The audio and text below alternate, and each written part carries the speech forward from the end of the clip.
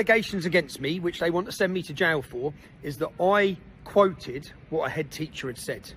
So the head teacher made an accusation, I quoted it, that's what they're saying I've committed contempt of court. Another one that they say I committed contempt of court is because I read what the school record said. Well, am I guilty of sharing that information with you? Yes, I am. Am I guilty of repeating those allegations in interviews? Yes, I am. Am I sorry for that? No, I'm not. But I am happy that I stood for truth and freedom when many others wouldn't have, and when you attempted to silence me. Oh, I face 100% certain imprisonment. I stood for freedom and truth against your corrupt injunction. And if that lands me in Belmarsh prison for showing you, the public, the truth, then that's where it lands me. That's where I have to go. My right to free speech and my right to freedom of press and my rights as a journalist, in my eyes, 100% override your injunctions that try to prohibit the public knowing the truth. Okay? That's my job as a journalist. Oh, you committed contempt of court. Yeah, really? How? You repeated what the head teacher said. Yeah, I did, yeah. I did, because journalists didn't tell anyone what the head teacher said.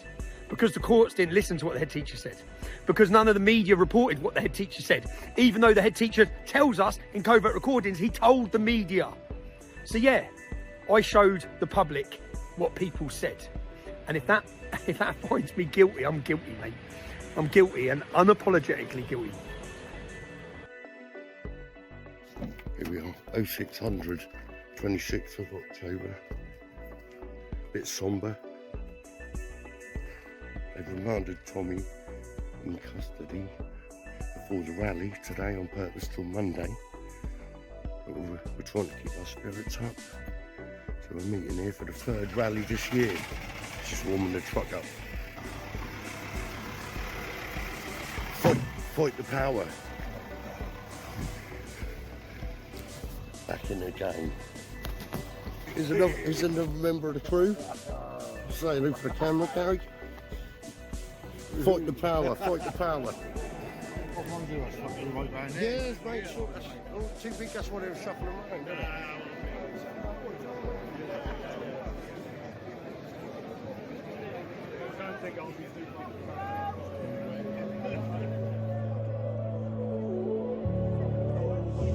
Tommy Robinson is no terrorist. I mean, it's a joke, actually.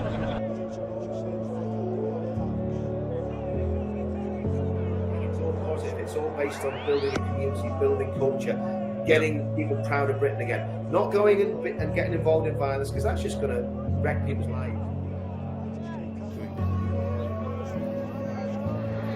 We know you're there. You can't hide behind that building.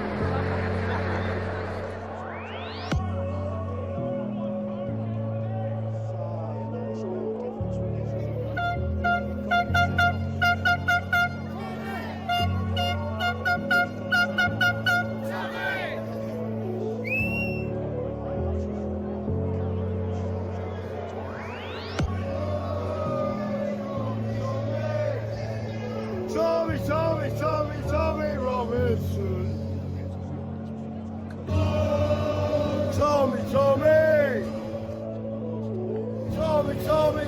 Tommy Robinson. And I'm afraid I think we're all becoming enemies of the state, and when the state's corrupt and criminal, that's where we have to be.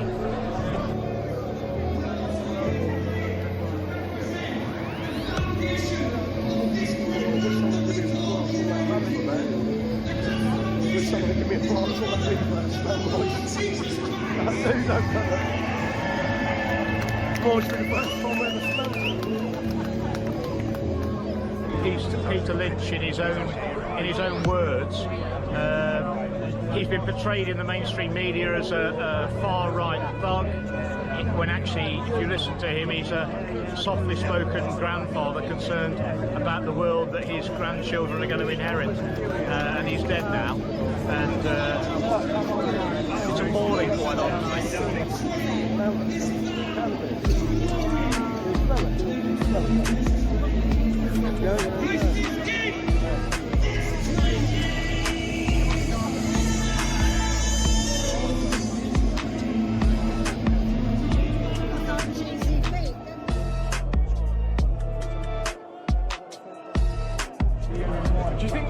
working class as well? I think, I don't think they're that prejudiced. I think they just hate all of us. And they hate black, and they hate white, they hate Muslims, they hate Christians, they hate Hindus, they hate men, they hate women. And if they can get us all fighting each other, they can get on and do whatever they want. And they're against all of us. And it's time we all stood together. It was 18 months less 3 days. He'll serve 9 months. That's an astonishing amount of time for a journalist. Remember, he is not convicted of a crime. What happened today was not a crime. It was an act of civil contempt. And yet he'll be serving it in the most notorious prison in the UK, HMP in Belmarsh, full of terrorists and murderers. He got 9 months. Now, look, he shouldn't be in prison. No, I agree. When the sex offender and paedophile, we can say it because he's been convicted, Hugh Edwards, the darling of the royal family, the one that did the Queen's funeral, Hugh Edwards, the paedophile BBC newsreader, when he gets a suspended sentence because the judge is worried about how he'll cope with prison. And a man that hasn't committed any violent offence, it's not even a criminal offence, it's a civil offence that there's a criminal sanction with, and yet they take him away from his children. They take him away from his children just before Christmas. They lock him up for a film that when you watch the film, it's quite obvious that the people that are talking in that film are telling the truth. So now telling the truth in the UK is a criminal, well, not a criminal offence, it's an offence that gets you put in prison.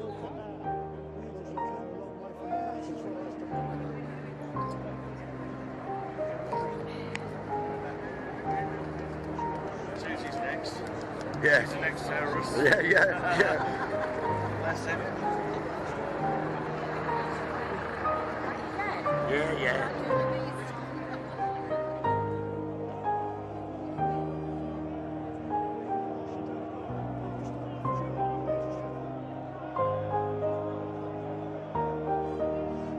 So what's meek mean? The weak. That's what people think it means, the weak. But it doesn't mean that, apparently. Meek means that you have the power, we just don't use it. We have the power to destroy everything within our worlds, but we just keep the sword in its sheath. That's the idea of the word meek. Someone that has incredible power, but doesn't use it. Does that make sense? They just control it. So it's about control. And when you look at those Tom Robinson marches, you see control. Whoa!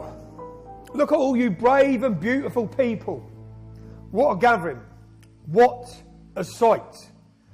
How proud we can all be. I wish I was there with you today. You are showing the establishment that you don't fear them. You're willing to take a stand to show all of your beautiful faces. For years, those in power have worked hard to hide the truth about what they are doing to our country. They've worked hard to label and smear anyone and everyone who speaks out against them. But today tells you they've failed. Their lies have failed. The truth is out. 38 million people who could have voted didn't vote in July's election. They didn't vote for Keir Starmer and his cronies. Only 9 million did. That's less than the population of this once great city we're in now. This government has no mandate. We know it, they know it. They are locking up dissenting voices because they fear them. Political prisoners. I'm now one of many. Keir is terrified his political incompetence will be exposed. It's too late for that, Keir. Your lie about the winter fuel allowance is just one of the lies that you've told us. Keir is terrified his allegiance to nation-state destroying globalist agendas will be exposed. How they plan to take every one of your wealth and freedom, while they, a self-appointed group of deluded fools, control, tax and exploit all of us. He'll tell you he cares, it's just another lie. Keir is terrified that his prosperity-destroying policies will be exposed. His insane commitment to the lie of net zero. Keir is terrified people will realise he has no intention at all of smashing the people smuggling gangs. They're not going to stop the boats.